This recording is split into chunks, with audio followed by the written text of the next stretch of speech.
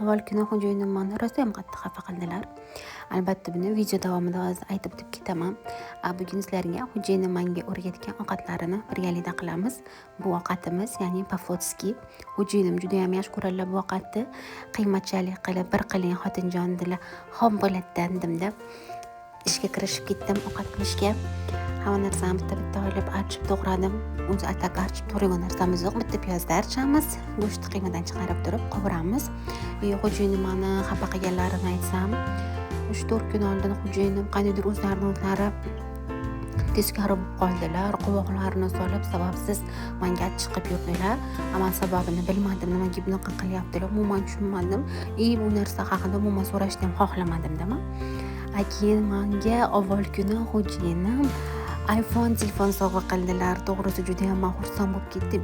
Umuman kutmagan edim.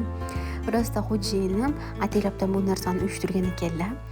Atelabdan menga achchiq qilib, umuman gapirmasdan yurib, keyin shunaqangi surpriz qilishni xohlabdilar. To'g'risi juda ham xursand bo'ldim. Umuman kutmagan edim. O'zlariga doim olaman deb yuradilar. Men o'zlariga yana oldilar. Shekilli desam, yo'q, bu safar sizga dedilar. Siz bundan ham ko'piga arziysiz deb beradilar. To'g'risi ko'zlarimga yosh kelib ketdi. Bu narsani ayniqsa kutilmaganda bo'lsa, umuman boshqacha bo'lar ekan. Rosa ham xursand bo'lib rahmat aytdim.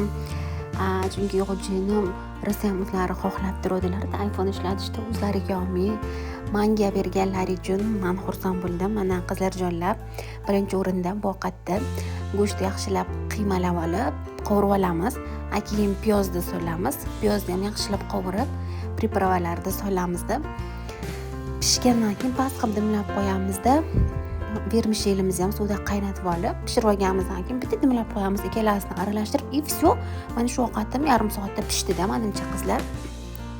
Ovqatlarimizni yuvganimizdan keyin men pishgan holatini qizlar videoga kameraga yoki rasmga olishga umuman ulgurmadim. Muhammad Solih yig'lab qoldi. O'g'lim bilan ovora bo'lib qoldim. Atak ta'mi zo'r chiqdi, chunki buni xo'jayinim o'rgatganlar, albatta ta'mi zo'r chiqishi aniq. Va keyin kechga xo'jayinimlar bilan uyimizga, o'zimizga bozorlicha qilganni bordik. Etti aravachasi kichkinaroq ekan. Muhammad Solihda aravachaga o'tirg'izib qo'ydim. Qizlarjonlar, bizga obuna bo'lib qo'yinglar, xudo xolasa 26-yilda zo'r yangiliklarimiz